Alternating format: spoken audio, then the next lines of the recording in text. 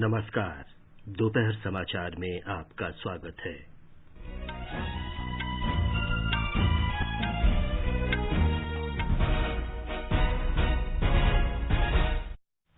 प्रधानमंत्री नरेंद्र मोदी ने कहा, घोघा और हजीरा के बीच रो पैक्स फेरी सेवा गुजरात के लोगों के लिए अगली पीढ़ी का यातायात। श्री मोदी ने कहा, सरकार का लक्ष्य निर्बाध कार्गो सेवा के लिए बुनियादी ढांचा तैयार करना है। प्रधानमंत्री ने पोत परिवहन मंत्रालय का नाम पोत परिवहन और जलमार्ग मंत्रालय करने की घोषणा की। जो बाइडेन अमेरिका के अगले राष्ट्रपति और कमला हैरिस अमेरिकी इतिहास में पहली महिला उपराष्ट्रपति चुनी गईं।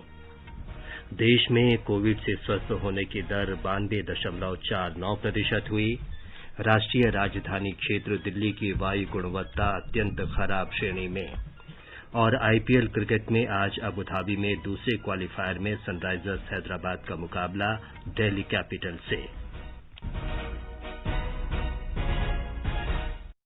दोपहर समाचार में पुष्पलता शर्मा के साथ मैं विमलेंदु पांडे। कोविड महामारी के खिलाफ देश एकजुट होकर लड़ रहा है। आप भी हमारे साथ सुरक्षा और बचाव के 3 आसान एहतियाती उपायों का संकल्प लें। मास्क पहनें, 2 गज दूरी है जरूरी, सुरक्षित दूरी बनाए रखें और हाथ और मुंह साफ रखें। अब समाचार विस्तार से। प्रधानमंत्री नरेंद्र मोदी ने आज वीडियो कॉन्फ्रेंस के जरिए गुजरात के हजीरा में रो पैक्स टर्मिनल का उद्घाटन किया और घोघा तथा हजीरा के बीच रो पैक्स फेरी सेवा की शुरुआत की। देश के आर्थिक विकास के लिए जलमार्गों को बढ़ावा देने के प्रधानमंत्री के स्वप्न को साकार करने की दिशा में इसे एक महत्वपूर्ण कदम माना जा रहा है। इस अवसर पर प्रधानमंत्री ने कहा कि ये सेवा गुजरात में लोगों को बेहतर बुनियादी ढांचा उपलब्ध कराएगी और उन्हें अगली पीढ़ी का परिवहन सुलभ होगा। श्री मोदी ने कहा कि घोघा और हजीरा के बीच इस सेवा की शुरुआत से दक्षिणी गुजरात और सौराष्ट्र के लोगों का स्वप्न साकार हुआ है। घोघा और हजीरा के बीच रो पैक्स सेवा शुरू होने से सौराष्ट्र और दक्षिण गुजरात दोनों ही क्षेत्रों के लोगों का बरसों का सपना पूरा हुआ है। बरसों का इंतजार समाप्त हुआ है। हजीरा में आज नए टर्मिनल का भी लोकार्पण किया गया है। श्री मोदी ने कहा कि इससे घोघा और हजीरा के बीच 370 किलोमीटर की दूरी घटकर सिर्फ 90 किलोमीटर ही रह जाएगी। इस सेवा से घोघा और हजीरा के बीच अभी जो सड़क की दूरी 450 किलोमीटर की है, वो समंदर के रास्ते सिर्फ 90 किलोमीटर रह जाएगी। यानी जिस दूरी को कवर करने में 10 से 12 घंटे का समय लगता था, अब उस सफर में सिर्फ 3-4 घंटे ही लगा करेंगे। ये समय तो बचाएगा ही, आपका खर्च भी कम होगा। इसके अलावा सड़क से जो ट्रैफिक कम होगा, वो प्रदूषण कम करने में भी मदद करेगा। प्रधानमंत्री ने कहा कि गुजरात में रो पैक्स फेरी सेवा के निर्माण में अनेक कठिनाइयां सामने आईं और इसे बनाने में अत्यधिक परिश्रम भी करना पड़ा। उन्होंने अभियंताओं और कर्मचारियों के साथ साथ इस सेवा से जुड़े सभी लोगों का धन्यवाद किया। उन्होंने कहा कि इससे लोगों का जीवन आसान बनाने में मदद मिलेगी और क्षेत्र में आर्थिक विकास की गतिविधियों को बढ़ावा मिलेगा। प्रधानमंत्री ने उन लोगों से भी बातचीत की जिन्हें इस सेवा का लाभ मिलेगा। श्री मोदी ने कहा कि गुजरात अब समृद्धि का तटीय द्वार बन रहा है। उन्होंने कहा कि आज गुजरात में समुद्री व्यापार, संबंधित बुनियादी ढांचा और क्षमता निर्माण पूरी रफ्तार से जारी है। समुद्री व्यापार कारोबार के लिए एक्सपर्ट तैयार हो, एक ट्रेन्ड मैन पावर हो, इसके लिए गुजरात में मैरीटाइम यूनिवर्सिटी बहुत बड़ा सेंटर है। इस सेक्टर से जुड़ी आवश्यकताओं के लिए प्रोफेशनल एजुकेशन देने वाला ये देश का पहला संस्थान है। यूनिवर्सिटी के अलावा लोथल में देश की समुद्री विरासत को संजोने वाला पहला नेशनल म्यूजियम बनाने की दिशा में भी काम चल रहा है। प्रधानमंत्री ने कहा कि सरकार घोघा और दाहेज के बीच भी फेरी सेवा शुरू करने के प्रयास कर रही है। श्री मोदी ने कहा कि ब्लू इकोनॉमी को बढ़ावा देने के लिए भी प्रयास किए गए हैं। बीते वर्षों में देश में ब्लू इकोनॉमी को सशक्त करने के लिए भी गंभीर प्रयास किए गए हैं। चाहे आधुनिक ट्रॉलर्स के लिए मछुआरों को आर्थिक मदद हो या फिर मौसम और समुद्री रास्तों की सही जानकारी देने वाली नेविगेशन सिस्टम हो, मछुआरों की सुरक्षा और समृद्धि ये हमारी प्राथमिकता है। हाल में मछली से जुड़े व्यापार को बढ़ावा देने के लिए प्रधानमंत्री मत्स्य संपदा योजना भी शुरू की गई है। इसके तहत आने वाले वर्षों में फिशरीज से जुड़े इंफ्रास्ट्रक्चर पर 20,000 करोड़ रुपए खर्च किए जाएंगे। प्रधानमंत्री मोदी ने कहा कि सरकार पोत परिवहन मंत्रालय का नाम बदलकर पोत परिवहन और जलमार्ग मंत्रालय करने जा रही है। हजीरा, घोघा, रो पैक्स फेरी सेवा दक्षिण गुजरात और सौराष्ट्र क्षेत्र के प्रवेश द्वार के रूप में काम करेगी।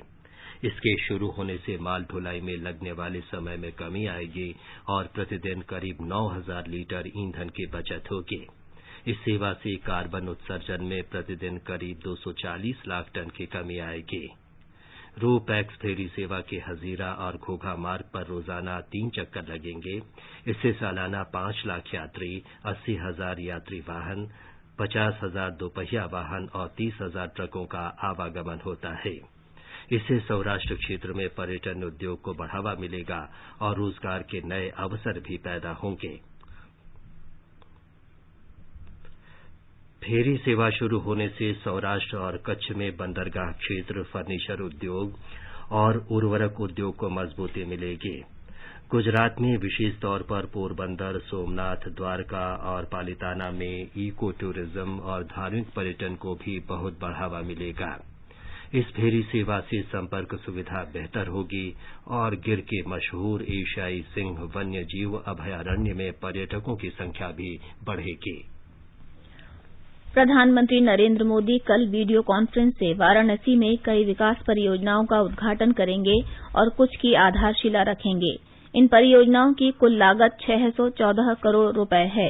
प्रधानमंत्री Sarnath light and sound show, Ramnagar में लाल बहादुर शास्त्री अस्पताल के उन्नयन, जल निकास संबंधी निर्माण, गायों की सुरक्षा और संरक्षण संबंधी केन्द्रों तथा बीज भंडार गृह से जुड़ी परियोजनाओं का उद्घाटन करेंगे। वे 100 टन क्षमता वाले कृषि उत्पाद वेयरहाउस, आईपीडीएस के दूसरे चरण, संपूर्णानंद स्टेडियम में खिलाड़ियों के लिए बने आवासीय परिसर, वाराणसी के लिए बनी स्मार्ट लाइटिंग के अलावा 105 आंगनवाड़ी केन्द्रों और 102 आश्रय केन्द्रों का उद्घाटन भी करेंगे। अमेरिका में डेमोक्रेटिक पार्टी के उम्मीदवार जो बाइडेन ने रिपब्लिकन पार्टी के डोनाल्ड ट्रंप को हराकर राष्ट्रपति पद का चुनाव जीत लिया है। वे अमेरिका के 46वें राष्ट्रपति होंगे। श्री बाइडेन ने 279 निर्वाचक मत हासिल किए। पेंसिल्वेनिया राज्य में अजेय बढ़त ने श्री बाइडेन की जीत सुनिश्चित की।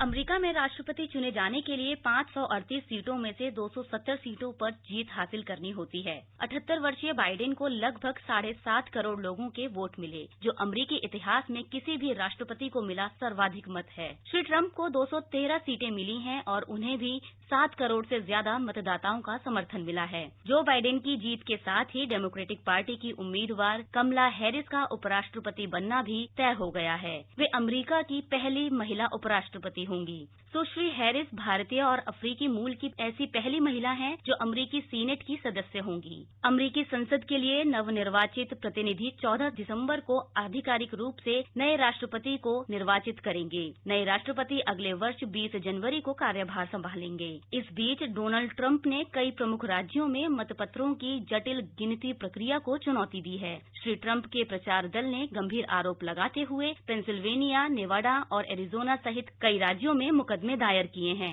आनंद चतुर्वेदी की रिपोर्ट के साथ समाचार कक्ष से दीपिका शर्मा। नवनिर्वाचित राष्ट्रपति जो बाइडेन ने अपने समर्थकों का आभार व्यक्त किया है। श्री बाइडेन ने अपने संबोधन में कहा है कि वे केवल अमेरिका के राष्ट्रपति होंगे और किसी के प्रति भेदभाव नहीं रखेंगे। We're going to win this race with a clear majority with the nation behind us. We've gotten over 74 million votes. That's more than any presidential ticket has ever gotten in the history of the United States of America. And we're going to be the first Democrat to win in Arizona in 24 years. नवनिर्वाचित उपराष्ट्रपति कमला Harris ने अपने समर्थकों को धन्यवाद दिया और कहा कि अमेरिका ने आशा, मर्यादा, विज्ञान और सच्चाई को चुना है।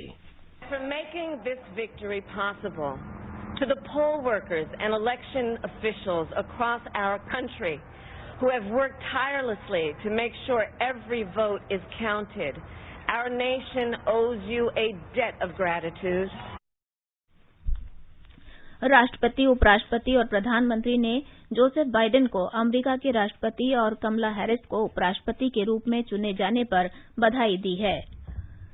राष्ट्रपति रामनाथ कोविंद ने श्री बाइडेन के सफल कार्यकाल की कामना की और कहा कि उन्हें उम्मीद है कि उनके साथ काम करते हुए दोनों देशों के संबंध और मजबूत होंगे। उपराष्ट्रपति एम वेंकैया नायडू ने भी जो बाइडेन और कमला हैरिस को बधाई दी है। एक ट्वीट में श्री नायडू ने कहा कि उन्हें विश्वास है कि आने वाले वर्षों में भारत अमेरिका के संबंध और मजबूत होंगे तथा दोनों ही देश साझा लोकतांत्रिक मूल्यों के जरिए विश्व को और अधिक शांतिपूर्ण और समृद्ध बनाने के प्रयास करेंगे। प्रधानमंत्री नरेंद्र मोदी ने अपने बधाई संदेश में कहा है कि अमेरिका के उपराष्ट्रपति के रूप में भारत अमेरिका संबंधों को मजबूती प्रदान करने में श्री बाइडेन का महत्वपूर्ण और अमूल्य योगदान था। प्रधानमंत्री ने कहा कि उन्हें श्री बाइडेन के साथ दोनों देशों के संबंधों को ऊंचाइयों पर ले जाने के लिए मिलकर काम करने का मौका मिलेगा। कमला हैरिस को उपराष्ट्रपति पद के लिए चुने जाने पर बधाई देते हुए श्री मोदी ने कहा कि उनकी सफलता बहुत ही महत्वपूर्ण है और भारत अमेरिकी समुदाय के लिए गर्व का विषय है। भारत की विदिशा मैत्रा को संयुक्त राष्ट्र की संस्था प्रशासनिक और बजट परामर्श समिति का सदस्य चुना गया है। संयुक्त राष्ट्र में भारत के स्थायी प्रतिनिधि और राजदूत टीएस तिरुमूर्ति ने भारत के उम्मीदवार के प्रति विश्वास व्यक्त करने के लिए सदस्य देशों का आभार प्रकट किया है। उन्होंने कहा कि संयुक्त राष्ट्र के लेखा कार्य में अनुभव प्रदान करने का भारत का महत्वपूर्ण रिकॉर्ड रहा है। उन्होंने विश्वास व्यक्त किया कि भारत इस जिम्मेदारी का गंभीरता से निर्वहन करेगा। म्यांमार में राष्ट्रीय और क्षेत्रीय विधायिकाओं में 1119 निर्वाचन क्षेत्रों के लिए आम चुनाव हो रहा है। देश भर में लोग 42,000 से ज्यादा मतदान केंद्रों में वोट डाल रहे हैं। देश में कुल 5,643 उम्मीदवार अपना चुनावी भाग्य आजमा रहे हैं। सत्तारूढ़ National League for Democracy NLD और सेना समर्थित Union Solidarity and Development Party USDP इस चुनाव में प्रमुख दल हैं। म्यांमार के संविधान के अनुसार संसद के दोनों सदनों में 25% सीटें सेना द्वारा मनोनीत उम्मीदवारों के लिए आरक्षित होती है। म्यांमार की संसद का वर्तमान कार्यकाल अगले वर्ष जनवरी में समाप्त हो रहा है। ये समाचार आकाशवाणी से प्रसारित किए जा रहे हैं। ताजा समाचार जानने के लिए आप हमारे Twitter handle @AIR News Hindi को फॉलो कर सकते हैं। चलो मिलकर एक शुरुआत करें, चलो एक फैसला आज करें, मास्क नहीं तो टोकेंगे, कोरोना को रोकेंगे, चलो एक इरादा करते हैं, चलो खुद से वादा करते हैं, मास्क नहीं तो टोकेंगे, कोरोना को रोकेंगे। ये आकाशवाणी है। देश में कोविड से स्वस्थ होने की दर 92.49% हो गई है। पिछले 24 घंटों के दौरान 49,000 से अधिक कोविड मरीज ठीक हुए हैं। इस प्रकार स्वस्थ होने वालों की संख्या 78,68,000 से अधिक हो गई है। वर्तमान में मरीजों की संख्या कुल मामलों का लगभग 6% है। इस समय देश में कोविड मरीजों की संख्या करीब 5,12,000 रह गई है। बीते एक दिन में 45,674 नए मामलों की पुष्टि हुई है। इसे मिलाकर देश में अब तक संक्रमित हुए लोगों की संख्या 85 लाख से अधिक हो गई है। स्वास्थ्य मंत्रालय ने कहा है कि कोविड से निपटने की समग्र रणनीति लगातार जांच, संक्रमित व्यक्तियों की पहचान और उनके उपचार के कारण स्वस्थ होने वाले लोगों की संख्या बढ़ी है और मृत्यु दर में कमी आई है। फिलहाल भारत में मृत्यु दर 1.48% है, जो कि विश्व में सबसे कम दरों में से है। पिछले 24 घंटों के दौरान 559 कोविड रोगियों की मृत्यु हुई है। इसे मिलाकर देश में कोरोना से अब तक 1,26,121 लोगों की मौत हो चुकी है। भारतीय चिकित्सा अनुसंधान परिषद के अनुसार बीते एक दिन के दौरान 11,94,000 से अधिक कोविड नमूनों की जांच की गई। इसे मिलाकर अब तक 11,77,00,000 नमूनों की जांच हो चुकी है। सरकार ने कहा है कि भारत अब भी कोरोना की सबसे कम मृत्यु दर वाले देशों में शामिल है। स्वास्थ्य मंत्रालय ने कहा है कि भारत में कोविड से हो रही मृत्यु दर घटकर महज 1.48% रह गई है। 22 राज्यों और एक केंद्र शासित प्रदेश में ये दर आज भी राष्ट्रीय औसत से कम है। मंत्रालय ने कहा है कि 18 राज्यों और केंद्र शासित प्रदेशों में मृत्यु दर राष्ट्रीय औसत से अधिक है। कोविड के बारे में लगातार सतर्क रहने पर बल देते हुए उत्तर प्रदेश के मुख्यमंत्री योगी आदित्यनाथ ने कहा है कि इस महामारी पर नियंत्रण के कारगर उपाय जारी रखे जाने चाहिए। उन्होंने अधिकारियों को ये निर्देश भी दिया कि जिन जिलों में संक्रमण से उबरने वालों की दर कम है, वहां चिकित्सा व्यवस्था में और सुधार करके कोरोना मरीजों को बेहतर उपचार सुविधाएं मुहैया कराई जाएं। ब्यौरा हमारी संवाददाता से। एक समीक्षा बैठक के दौरान मुख्यमंत्री योगी आदित्यनाथ ने कहा कि सभी जिलों में जिलाधिकारियों और मुख्य चिकित्सा अधिकारियों को कोविड अस्पतालों में रोज सुबह और इंटीग्रेटेड कमांड और कंट्रोल सेंटर में शाम को बैठक करनी चाहिए। इस बैठक में कोरोना के संक्रमण को रोकने के लिए किए जा रहे प्रयासों की समीक्षा के साथ ही आगे की रणनीति पर भी तैयारी की जानी चाहिए। उन्होंने प्रदेश की राजधानी लखनऊ में एक वायरोलॉजी सेंटर की आवश्यकता पर जोर देते हुए कहा कि इस सेंटर को नेशनल वायरोलॉजी सेंटर पुणे की तर्ज पर विकसित किया जाना चाहिए। मुख्यमंत्री ने अधिकारियों को ये भी आदेश दिए कि प्रतियोगी परीक्षाओं की तैयारी कर रहे छात्रों की मदद के लिए माहौल तैयार किया जाए और इस सिलसिले में उनके लिए ऑनलाइन माध्यम से कोचिंग की व्यवस्था करने के भी इंतजाम किए जाएं। सुशील चंद्र तिवारी, आकाशवाणी समाचार, लखनऊ। आगे बढ़ने से पहले मुख्य समाचारों पर एक नजर। प्रधानमंत्री नरेंद्र मोदी ने कहा, घोघा और हजीरा के बीच रो-पैक्स फेरी सेवा गुजरात के लोगों के लिए अगली पीढ़ी का यातायात। श्री मोदी ने कहा, सरकार का लक्ष्य निर्बाध कार्गो सेवा के लिए बुनियादी ढांचा तैयार करना है। प्रधानमंत्री ने पोत परिवहन मंत्रालय का नाम पोत परिवहन और जलमार्ग मंत्रालय करने की घोषणा की। जो बाइडेन अमेरिका के अगले राष्ट्रपति और कमला हैरिस अमेरिकी इतिहास में पहली महिला उपराष्ट्रपति चुनी गईं। देश में कोविड से स्वस्थ होने की दर 92.49% हुई। राष्ट्रीय राजधानी क्षेत्र दिल्ली की वायु गुणवत्ता अत्यंत खराब श्रेणी में और आईपीएल क्रिकेट में आज अबू धाबी में दूसरे क्वालीफायर में सनराइजर्स हैदराबाद का मुकाबला दिल्ली कैपिटल्स से। महाराष्ट्र के मुख्यमंत्री उद्धव ठाकरे ने पश्चिमी देशों में कोविड की दूसरी लहर के मद्देनजर लोगों से अपील की है कि वे आगामी महीनों में और अधिक सावधानी बरतें तथा किसी प्रकार की ढिलाई न करें। हालांकि मुंबई में कोरोना मरीजों की संख्या कम हो रही है। महाराष्ट्र में कोविड के मामलों को काबू में करने के अच्छे परिणाम देने वाले महत्वाकांक्षी राज्यव्यापी स्वास्थ्य अभियान मेरा परिवार मेरा दायित्व को नवंबर के अंत में फिर से लागू किए जाने की संभावना है।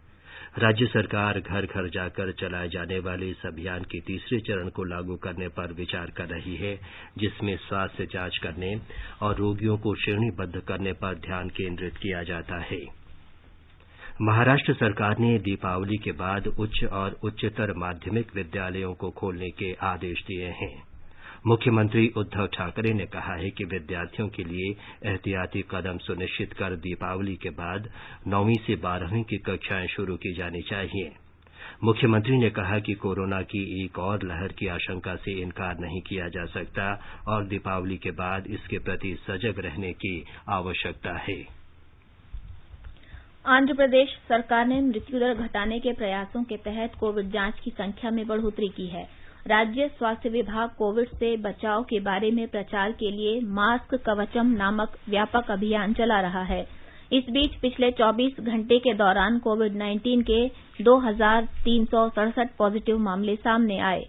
आंध्र प्रदेश राज्य कोविड नोडल अधिकारी विजयवाड़ा के अनुसार 2,747 लोग संक्रमण से उबरे हैं। राज्य में अब तक कोविड के कुल 8,40,730 मामले सामने आए हैं और 8,12,517 लोग संक्रमण से उबरे हैं तथा 21,434 कोविड रोगियों का इलाज चल रहा है। राज्य में अब तक 6,779 लोगों की कोरोना से मौत हो चुकी है। तेलंगाना में पिछले 24 घंटों में कोविड संक्रमण के 1,440 नए मरीज मिलने के साथ ही वहां इससे प्रभावित लोगों की संख्या 2.5 लाख के पार पहुंच गई है। अब ये 2,50,331 हो गई है। राज्य में कल 1,481 लोग संक्रमण से ठीक हुए। अब तक संक्रमण से उबरने वालों का प्रतिशत 91.5 हो गया है। राजधानी दिल्ली में कल कोरोना के 6,953 नए रोगियों की पुष्टि हुई। इसके साथ ही दिल्ली में कोविड मरीजों की संख्या 4,30,784 हो गई है। दिल्ली सरकार ने कहा है कि प्रदेश में अब तक 3,83,000 से ज्यादा रोगी कोरोना मुक्त हो चुके हैं। कल कोरोना से 79 लोगों की मौत हो गई। दिल्ली में अब तक कोरोना से 6,912 लोगों की मृत्यु हुई है।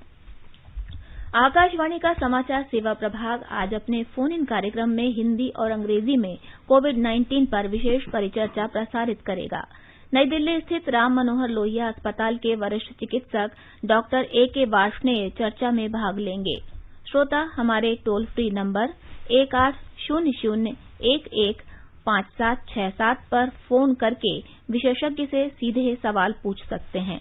लैंडलाइन नंबर 011-233-14444 पर भी सवाल पूछे जा सकते हैं। Twitter handle @AIR News Alerts पर #AskAIR के जरिए भी सवाल पूछे जा सकते हैं। ये कार्यक्रम आज रात 9:30 बजे से FM गोल्ड और अतिरिक्त मीटरों पर सुना जा सकता है।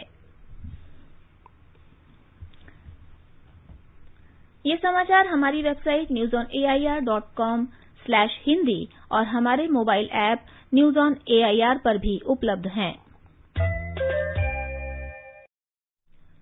दोपहर समाचार में आपका फिर स्वागत है। बिहार में निर्वाचन आयोग ने मतगणना की तैयारी शुरू कर दी है। मंगलवार को होने वाली मतगणना के लिए सभी कर्मियों को प्रशिक्षण दिया गया है। मतगणना स्थल के बाहर सुरक्षा के कड़े इंतजाम किए गए हैं। आकाशवाणी से बातचीत में बिहार के अपर मुख्य निर्वाचन अधिकारी बाला मुरुगन ने बताया कि मतगणना के समय सुरक्षित दूरी का पालन किया जाएगा। काउंटिंग के लिए सारी तैयारी चल रही है।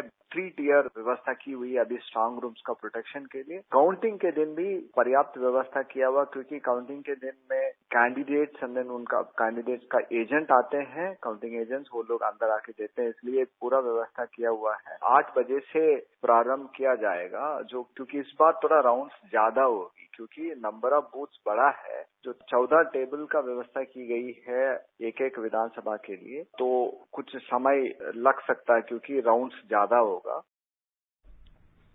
सेना ने जम्मू कश्मीर के कुपवाड़ा जिले में माछिल सेक्टर में कल रात नियंत्रण रेखा के पास एक आतंकी को ढेर कर घुसपैठ की कोशिश नाकाम कर दी। रक्षा प्रवक्ता ने बताया कि आतंकवादियों की घुसपैठ रोकने के लिए गोलीबारी में एक आतंकवादी मारा गया। घटनास्थल से एक राइफल और 2 बैग बरामद किए गए। इलाके में तलाशी अभियान जारी है। ब्यौरे की प्रतीक्षा है। प्रधानमंत्री नरेंद्र मोदी ने आज वरिष्ठ भाजपा नेता लालकृष्ण आडवाणी के निवास पर जाकर उनसे भेंट की और उनके 93वें जन्मदिन की बधाई दी। गृहमंत्री अमित शाह और भारतीय जनता पार्टी के अध्यक्ष जगत प्रकाश नड्डा भी इस अवसर पर मौजूद थे। सूचना और प्रसारण मंत्री प्रकाश जावड़ेकर ने भी श्री आडवाणी को जन्मदिन पर शुभकामनाएं दी हैं। आंध्र प्रदेश के राज्यपाल बिश्वभूषण हरिचंदन और मुख्यमंत्री YS जगनमोहन रेड्डी ने PSLV C-49 के सफल प्रक्षेपण के लिए भारतीय अंतरिक्ष अनुसंधान संगठन इसरो के वैज्ञानिकों को बधाई दी है। भारत ने पृथ्वी का अध्ययन करने में सक्षम EOS-01 के साथ 9 व्यावसायिक उपग्रहों को अपने शक्तिशाली रॉकेट PSLV C-49 के जरिए कल सफलतापूर्वक प्रक्षेपित किया था। इसरो ने बताया कि EOS-01 को कृषि, वानिकी और आपदा प्रबंधन के लिए प्रयोग किया जाएगा। कर्नाटक के हुबली स्थित दक्षिण पश्चिम रेल मुख्यालय ने कंक्रीट के बेकार पड़े स्लीपरों को इस्तेमाल करने के नए तरीके खोज निकाले हैं। रेल पटरियों से हटाए गए इन पुराने स्लीपरों को अब पटरी का रखरखाव रखने वाले कर्मचारियों के पैदल मार्ग के तौर पर उपयोग किया जाएगा।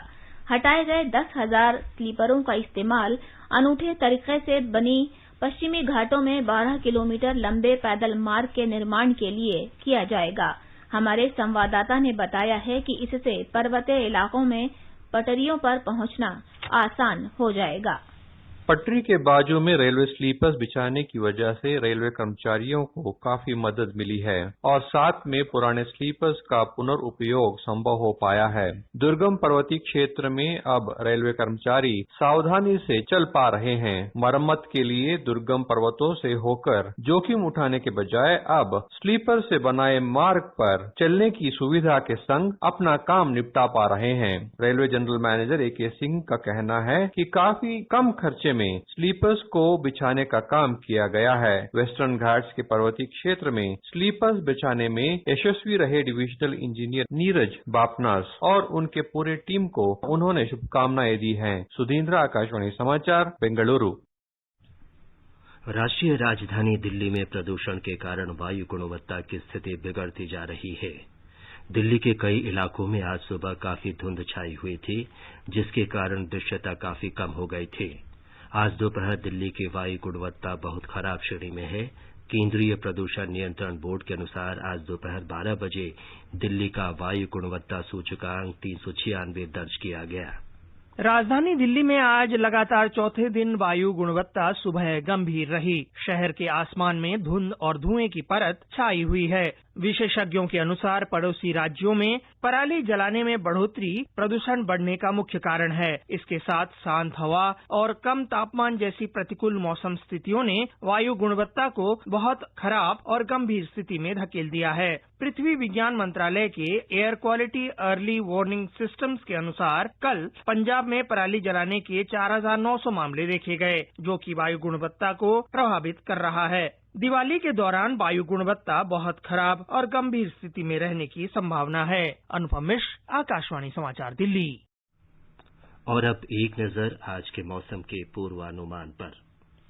राष्ट्रीय राजधानी दिल्ली में हल्की धुंध छाई रहेगी। न्यूनतम तापमान 11.2 डिग्री सेल्सियस दर्ज हुआ। मुंबई में आसमान साफ रहेगा। न्यूनतम तापमान 25.4 डिग्री सेल्सियस रिकॉर्ड किया गया। चेन्नई में हल्की बौछारें पड़ने की संभावना है। तापमान 30 और 32 डिग्री सेल्सियस के बीच रहने के आसार हैं। कोलकाता में आसमान साफ रहेगा। तापमान 19 और 30 डिग्री सेल्सियस के बीच रहेगा। जम्मू में तापमान 13 और 29 डिग्री सेल्सियस के बीच रहने की संभावना है। श्रीनगर में न्यूनतम तापमान 0 डिग्री सेल्सियस दर्ज हुआ। लद्दाख के लेह में न्यूनतम तापमान 0 से 11 डिग्री नीचे दर्ज किया गया। गिलगित में तापमान 0 से 1 डिग्री नीचे और 23 डिग्री सेल्सियस के बीच रहेगा। मुजफ्फराबाद में तापमान 6 डिग्री और 27 डिग्री सेल्सियस के बीच रहने की संभावना है। गुवाहाटी में सुबह धुंध छाई रही। न्यूनतम तापमान 16 डिग्री सेल्सियस दर्ज किया गया, जबकि अधिकतम तापमान 30 डिग्री सेल्सियस तक जाने की संभावना है। समाचार कक्ष से मैं अंजुम आलम। आईपीएल क्रिकेट में आज अबुधाबी में दूसरे क्वालीफायर मैच में सनराइजर्स हैदराबाद का मुकाबला दिल्ली कैपिटल्स से होगा। इस मैच का विजेता मंगलवार को फाइनल में मुंबई इंडियंस से भिड़ेगा। इससे पहले सनराइजर्स ने दूसरे क्वालीफायर में जगह बनाने के लिए एलिमिनेटर मैच में रॉयल चैलेंजर्स बेंगलोर को 6 विकेट से हराया था। दिल्ली कैपिटल्स बृहस्पतिवार को पहले क्वालीफायर में मुंबई इंडियंस से हार गई थी। दिल्ली कैपिटल्स को फाइनल में पहुंचने का आज एक और मौका मिलेगा।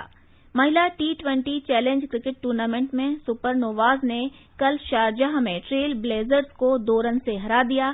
फाइनल में सुपरनोवाज का मुकाबला ट्रेल ब्लेजर्स से सोमवार को दोबारा होगा। सुपरनोवाज की टीम पहला महिला T20 चैलेंज टूर्नामेंट जीत चुकी है। अंत में मुख्य समाचार एक बार फिर।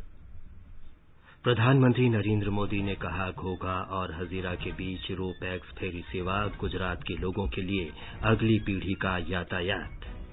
श्री मोदी ने कहा, सरकार का लक्ष्य निर्बाध कार्गो सेवा के लिए बुनियादी ढांचा तैयार करना है। प्रधानमंत्री ने पोत परिवहन मंत्रालय का नाम पोत परिवहन और जलमार्ग मंत्रालय करने की घोषणा की। जो बाइडेन अमेरिका के अगले राष्ट्रपति और कमला हैरिस अमेरिकी इतिहास में पहली महिला उपराष्ट्रपति चुनी गईं। देश में कोविड से स्वस्थ होने की दर 92.49% हुई और राष्ट्रीय राजधानी क्षेत्र दिल्ली की वायु गुणवत्ता अत्यंत खराब श्रेणी में। इसके साथ ही दोपहर समाचार का ये अंक समाप्त हुआ। नमस्कार।